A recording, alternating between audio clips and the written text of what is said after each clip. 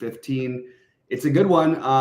It's a 12 gamer. There's a lot of interesting games, both in real life and DFS wise. And I'm looking forward to this one, actually. So, Sheets, any overall thoughts before we jump into the game? Lots of 4:00 games for openers. Yep. And just I think there's a lot of good fantasy games here as well.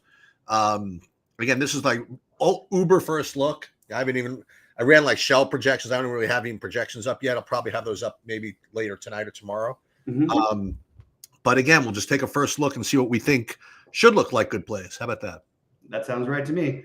I agree about the afternoon games. Not only is there more of them with the 5, but it's also they're all 125 or 425 Eastern.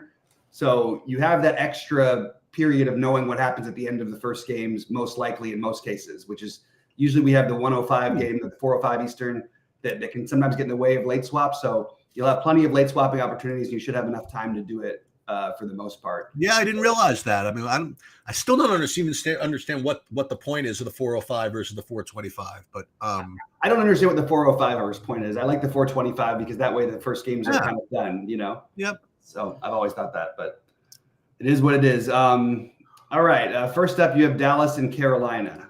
You want to start? Yeah. First of all, as far as the game goes, I mean, obviously Dallas is vulnerable in this game to lose at Carolina. But you're underdogs. How about that? Yeah, that's what was it, like 2.5 or something? It's they're 2.5 point underdogs, and if you would have said 6 weeks ago the Panthers would be favored against anybody, I don't think anybody would have taken that bet. You're kidding? In survivor pools, this was apparently a game you had to save Dallas for this game. Right. Dallas is going to be a 12-point favorite in Carolina. Okay. Right. Anyway. Oh, how things change. So my initial read was that both running backs from this game were going to look good. You have Chuba Hubbard, who's obviously having a career year, and Rico Dowdle, for that matter, having a career year. And neither of these teams have been particularly good defending the run. So I figured that one of these guys are going to look good. I wasn't really getting into too much of the passing game here, but I think that both Hubbard and Dowdle look like pretty good plays here. And I would imagine that both defenses will probably look decent also. Yeah, I agree. The running backs are sort of the highest level, and like you mentioned, the defense is definitely you could definitely play that. If you were going to get cute, probably not worth it for the full slate, but maybe for the morning slate, I wouldn't mind throwing some Bryce Young.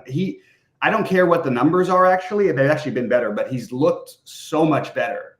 And if there was a matchup where he could sort of explode, maybe this could be the one. So that was my other thing. So I just have Hubbard and Dowdle as main plays, but I don't mind getting to a little bit of Thielen either. He's still a great receiver. He's still a really good receiver, man. He does it every time. It's amazing. And he's like 1,000,000 years old. All right, Kansas City and Cleveland. So I have an opinion on this game. So this is, we talk about this from time to time with respect to pace. You know, if one team wants to play a certain way as opposed to another team wanting to play a certain way, you know, what usually gives. We talk about this in all sports, usually basketball, but football makes a little sense too. And depending on which way this game goes, you could get like two very binary outcomes. Like and it's so weird to even say this, okay? But if Kansas City plays the way they want to play, this game is like 13-3. You know, Kansas City just runs the ball, 12-minute drives, plays good defense, and gets there and holds on at the end. You know, with a little bit of comfort. Okay, in a good game for Kansas City. 24-10, right? That's like a perfect Kansas City outcome. Right. Cleveland, they don't give an F at this point. You know what I mean? They want to sling it and shoot it out with whatever's in front of them. So I guess in a weird way, depending on what happens early, like if Cleveland can get the ball first, right? And just sling something, get a touchdown, stop Kansas City, and like Cleveland get another score, this could be like 42-35 at the end of the day. Mm-hmm. Okay? Kansas City hasn't really faced that part yet, of like getting in a big freaking shootout where Mahomes actually needs to just sling the ball around. Okay. Right. So I think that this game in that scenario could really, really deliver. Now, on the other hand, it could be what I said. It could be, Kansas City is a really, really good defense. Okay.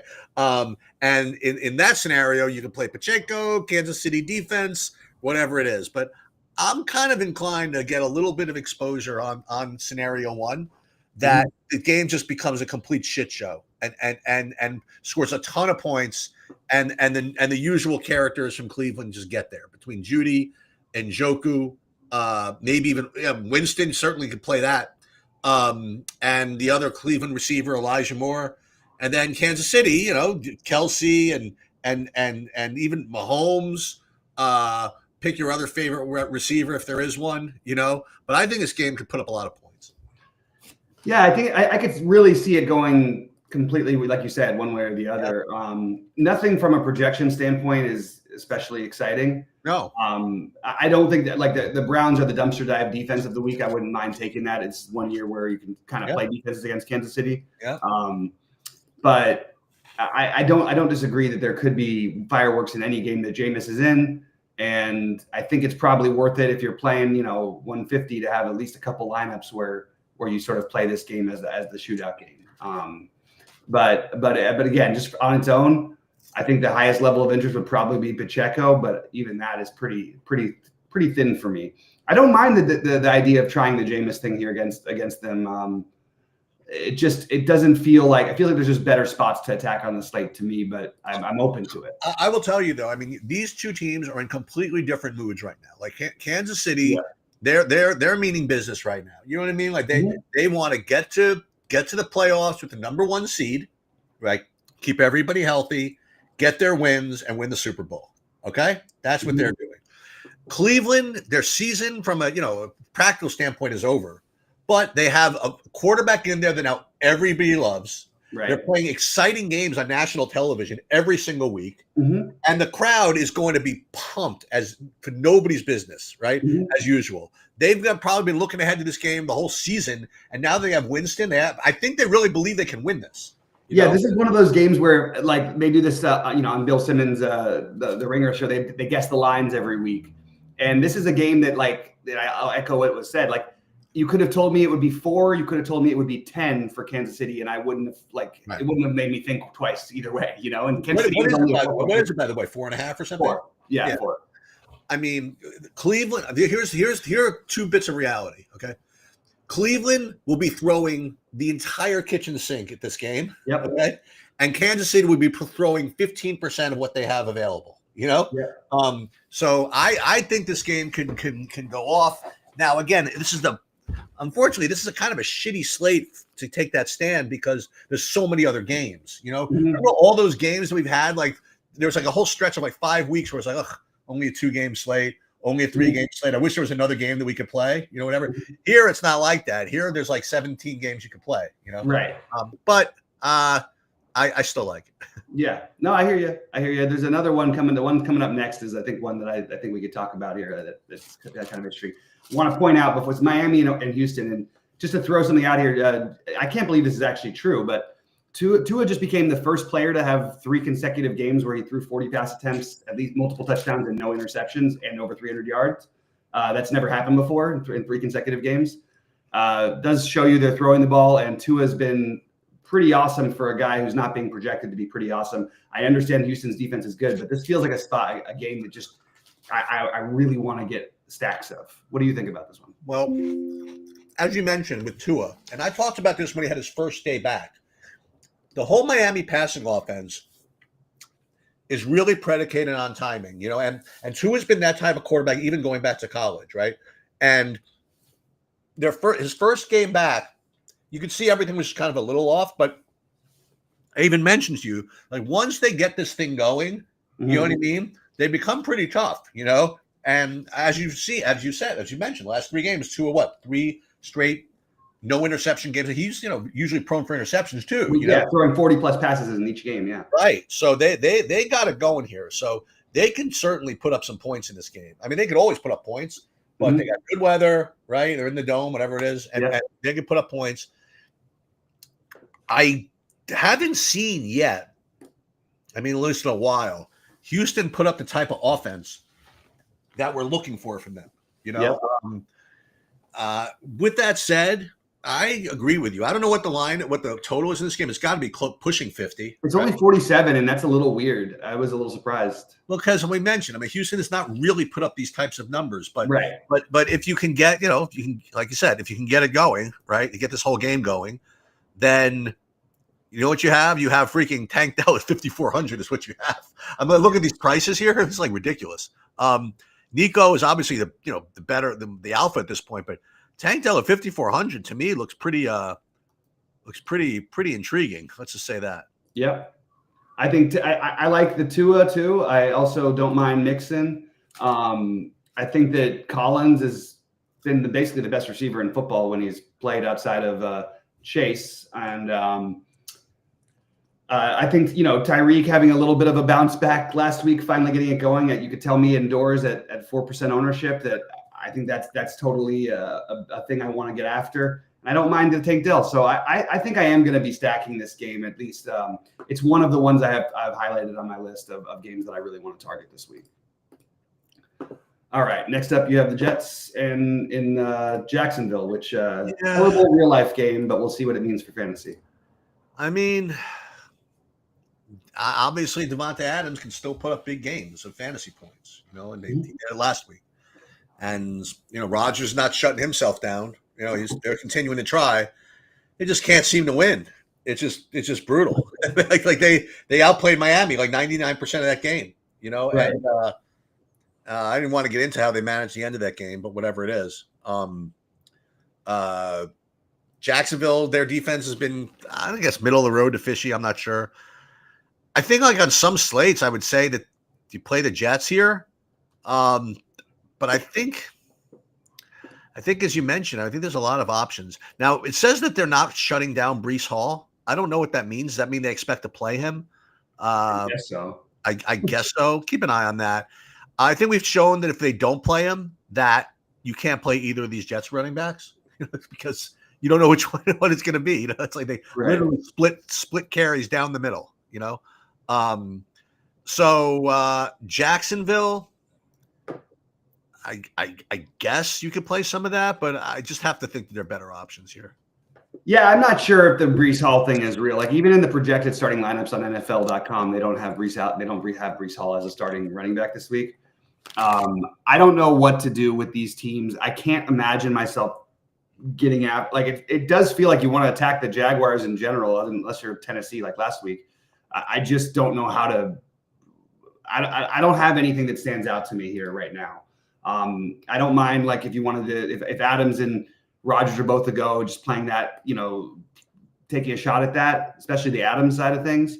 But overall, it feels sort of ugly. And I think Braylon Allen or Isaiah Davis will look like a good play by the end of the week. And like you said, it's a little strange. I mean, it looked more like it was Isaiah Davis's game in a lot of ways than it did Braylon Allen's last week. So it's a tough one. I feel like this game is maybe, I don't want to say cross off yet, but at the moment it's not high on my priority list.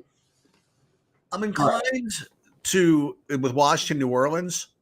Yeah. I'm inclined to be under on this. Now I imagine that Kamara, as usual, is going to show up as a good play. And it was really funny when we were doing the show yesterday at 11 o'clock, news came across and I said, Kendrick Miller, he's in. I guess that's got to affect Kamara a little bit. And there it is. Miller touchdown right out of the gate. Yep. That matters, man. When you're paying for chalk running backs, they're expected to get all the work. If someone else gets a touchdown, it's like a real hit to your projection. It's the way it is. But I guess he'll look fine at 7,700. I don't know what to think of the Washington defense at this point, but I think that in a dome, as usual with New Orleans, I think Kamara's going to look like a good play. I don't know who's going to be even the quarterback of New Orleans. That's the problem. I don't know if Carr's playing, and if Carr's not playing, I'm not even sure who's playing of these. I'm pretty sure it's Rattler. You think so? I'm pretty sure. Well, Rattler 4,600. I mean, maybe. I mean, that's pretty cheap. But if we're doing that, then why don't we play the guys who have been? I actually like Rattler's style, and maybe that makes some sense. But it's really hard to pair him. You could pair him with MVS. Oh God. It's like it's a tough pairing. I guess Juwan Johnson is, and maybe Kamara or Johnson or both.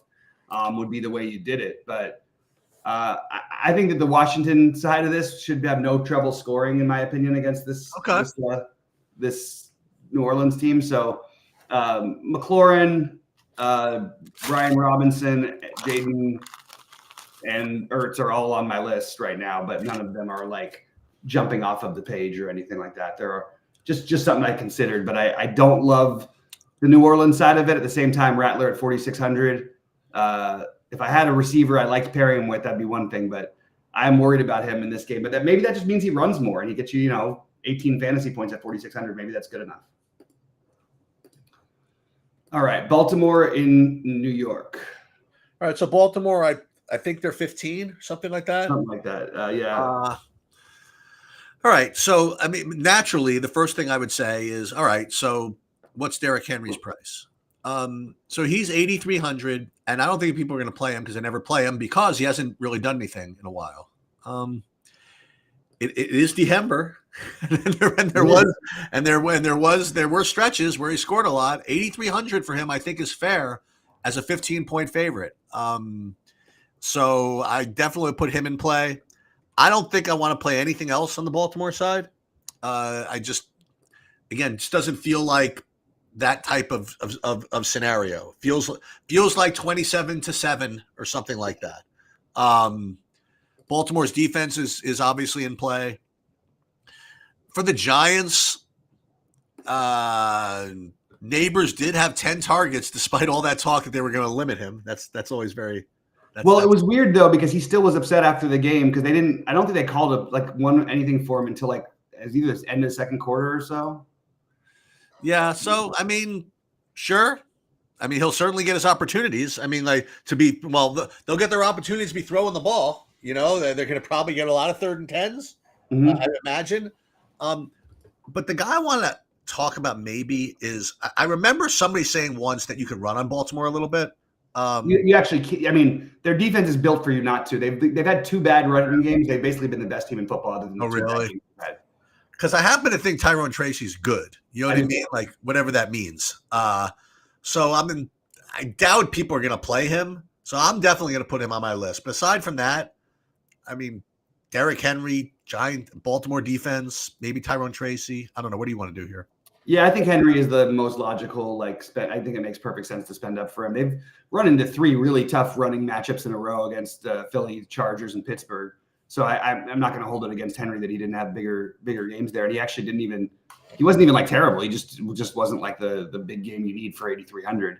So I don't mind the Henry, and I actually think that Tracy you could make a case anyway, just because they're dumping the ball down to him too. He had 5 catches last week, so even if it's not out of just a raw, running against them, it's just he could still get there. So those are the 2 that stood out to me. Hard for me to talk myself into a stack here. I think Neighbors might end up being popular by the end of the week. His early projections, I don't know if I can buy him, but it is the right matchup. And there is the coach speak or whatever. The speculation of Neighbors keep saying why am I not getting the ball till this time or whatever? That maybe they do just swarm him with targets, and you've been able to throw. People have been able to throw the ball on Baltimore this season. I still think Baltimore is going to win this game pretty handily. They've occasionally played down in some of these spots. And the only other one I was going to mention is that if you're going to play, let's say you're interested in Neighbors, if you wanted to take another shot for another guy who's going to be very low owned, much lower projection, but has been much more productive for the most part than Neighbors, I wouldn't mind taking a shot on Zay Flowers.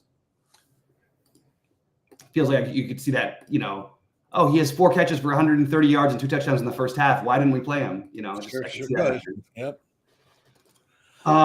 So right. Cincinnati, Tennessee, this is one of my biased games. So the Cleveland, I'm biased, and the Cincinnati, I'm biased only because I need them in best ball. So I need Cincinnati, I need a couple of others.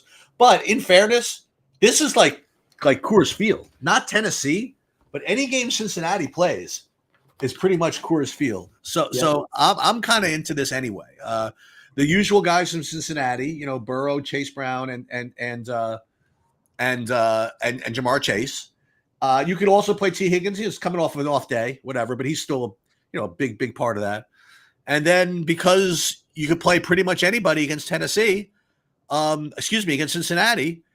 Look, these guys are really cheap for Tennessee. I mean, Ridley 5,900, Westbrook Akine 4,900. Even the running back, Pollard for Tennessee. Now Tennessee usually doesn't play these types of games, but I don't know if you could. I don't know if you can avoid a high scoring game against Cincinnati. So I'm very much into this game. Yeah, I think Levis is going to be I guess you would call it the hipster play, but I think he might end up being the chalk quarterback this week. You think so? If he plays. It's Cincinnati. He might not even play. Oh my God. He's questionable. Yeah. Oh, no. So I'm okay with all of the things you said, basically. I don't know how I'm more interested in the Tennessee offense than I am in Cincinnati. It's weird with the Tennessee numbers because you don't need to throw the ball to beat them, but they've been like second or third best in the league against the pass. But I don't know if those numbers, they don't feel legitimate to me. But Calvin Ridley, I think, should be like a guy you're trying to get in there this week. Westbrook-Akine is more expensive because he had those 8 touchdown games in a row. He finally got broken. He almost had it last week. He just missed it. So throw him in the mix, I guess.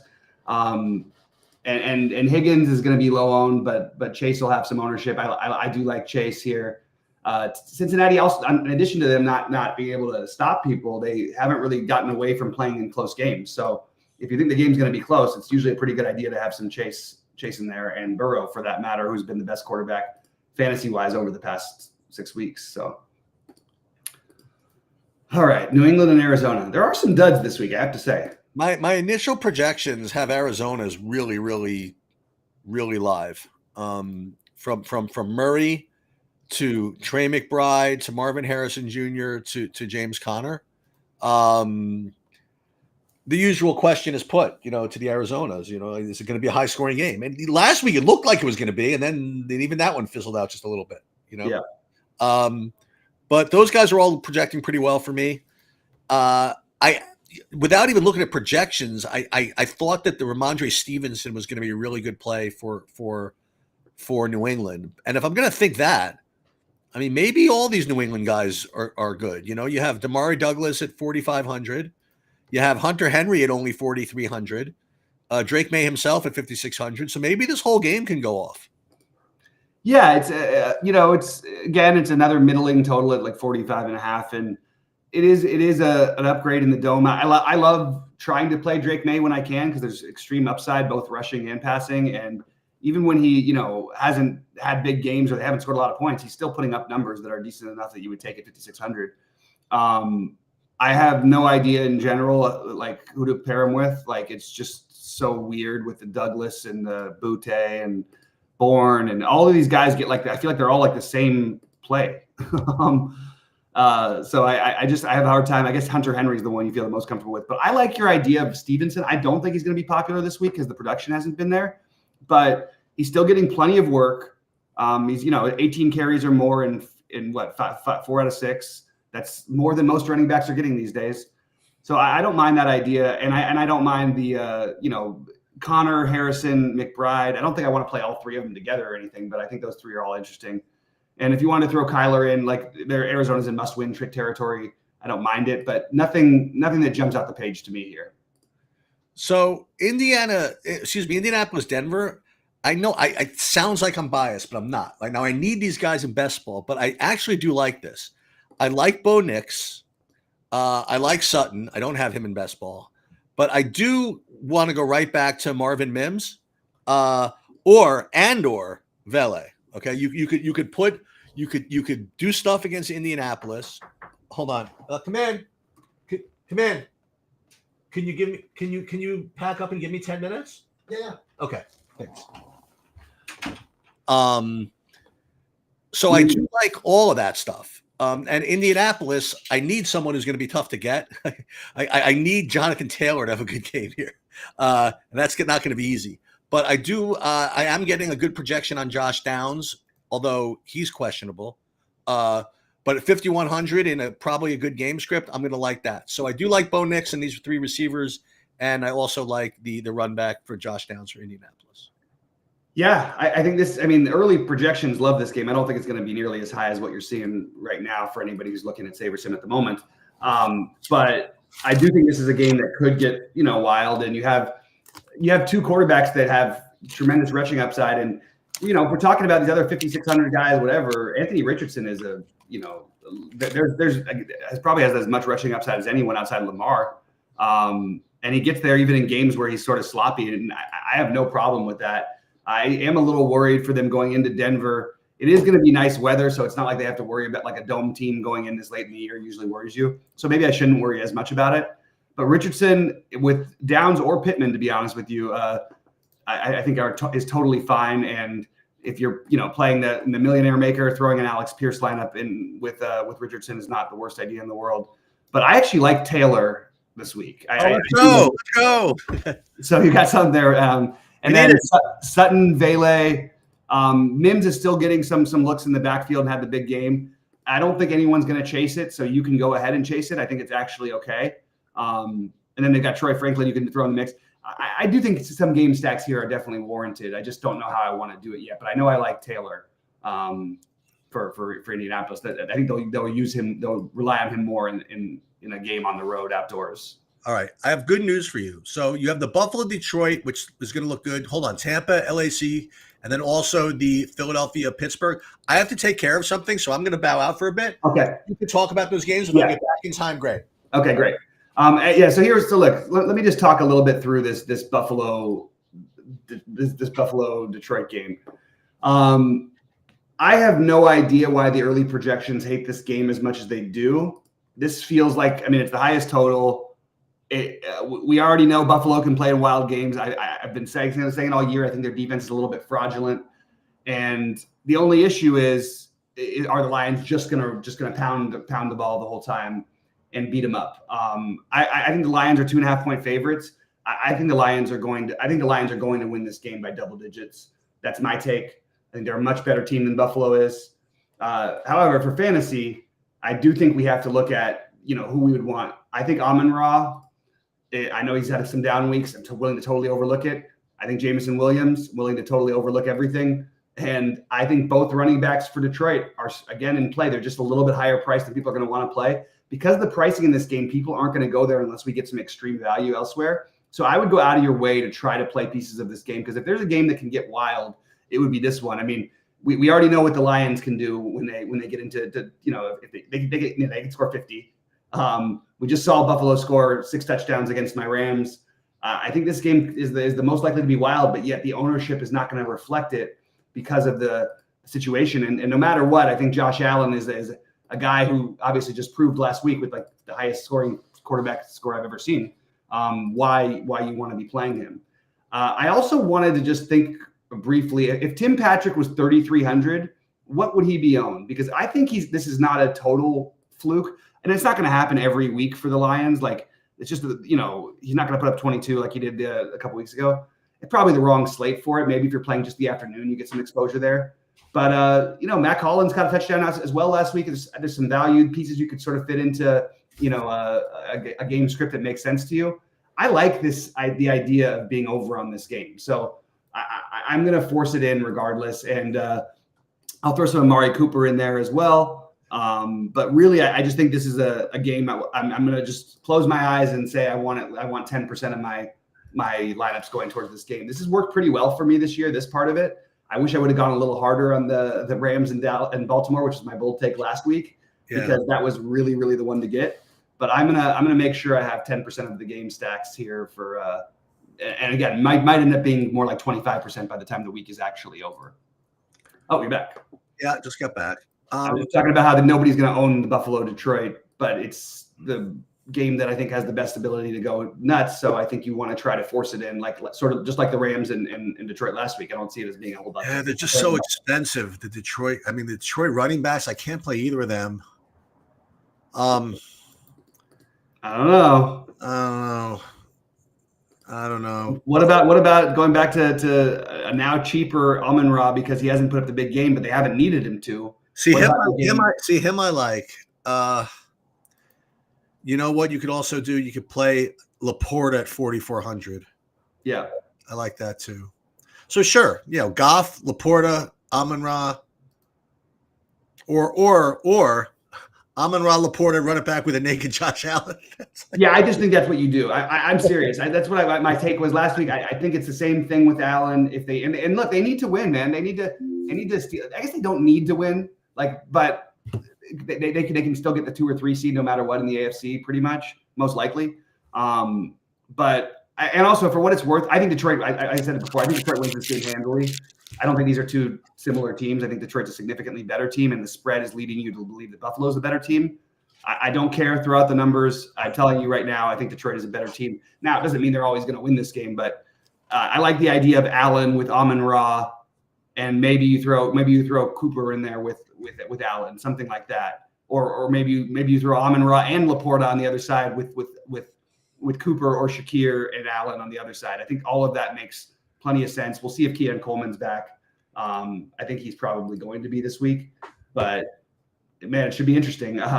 I could see this one getting a little bit wild, and no one's going to play it based on the pricing, just like the Rams game last week. All right, we haven't done Tampa Bay, and we haven't done with LAC. I mean, watch for the news on McConkey. See if he's in or not. If he's out, you go right back to those same guys, Johnston and Palmer. As far as Tampa goes, I don't know. I don't like to play guys against the Chargers. I don't know. I don't know if I'm going to get to Tampa this time. So shows what I know, that, by the way, announcing that Bucky Irving was the man, last week, as Rashad White just goes ballistic. He's still hurt. So that was part of that. So I don't know what I'm doing this game. Yeah, like in general, I like to play passing offenses against Tampa Bay, and I think that's reasonable. I think just playing a skinny Baker stack with Mike Evans is completely a reasonable route. And depending on whether McConkey plays, I think McConkey's in play. And if he's out, I think Josh Palmer is a great play. And I think if you're not going to play him, I think you play Quentin Johnston. So definitely some things I like here, but not a priority game for me. Just I think that it could be a little bit more of a shootout than you expected. They've played before against Baker. I'm pretty sure that when the Bakers played the Chargers, I feel like each team scored 40 points both times. Different teams, but still. So maybe I'll talk myself into that one, but it's not a priority for me by any means. Pickens remains out for Pittsburgh, it looks like. So you have nothing but under 4K receivers there. In a game script where they rate to be behind, I think those guys are probably going to look like decent value plays. Philly, sure. Hurts, Barkley, not Antonio Brown, AJ Brown, maybe Devontae Smith. Yeah, but I don't know why I'm so into this. So I think these Pittsburgh receivers, just given the game script, are probably underpriced. It's hard to know who to play of them, and I think the best one is the one we came up with before, because he had more looks than he had the PI in the end zone, so he didn't get that touchdown. I think Mike Williams is the right one to me. They looked for him enough. They didn't really look for any of them that much, and Freiermuth is also a reasonable play in this one for me. Did you get to anything on Philly? I mentioned. I'm sorry. Yeah. The regular guys like Barkley, AJ Brown, Devontae Smith. They're all expensive, not except for Devontae Smith. But again, same concept as Buffalo. Like they're expensive, but they're probably good plays. Yeah, I think Devontae Smith is too cheap for what it's worth, especially in a tough matchup where you're going to have to go through your reads, which means he's usually the second option. I could see Devontae Smith having a good game here at 5,500. So he's probably my favorite play here. It's a low total. These teams both don't mind playing the low scoring games, and Pittsburgh has recently shown the firepower to be able to play in high scoring games, but it's not like a staple of what they do. So yeah, we're gonna have to figure out what to do with the value from the Steelers if in fact Pickens by Sunday is confirmed out. By the way, if Pickens does play somehow, I love George Pickens, and he might be my favorite receiver on the slate. So it's kind of a weird juxtaposition. All right, I have to run. Okay, we're all done. We'll see you guys Sunday morning. Sounds good. See you guys Sunday at 11, and good luck, everybody.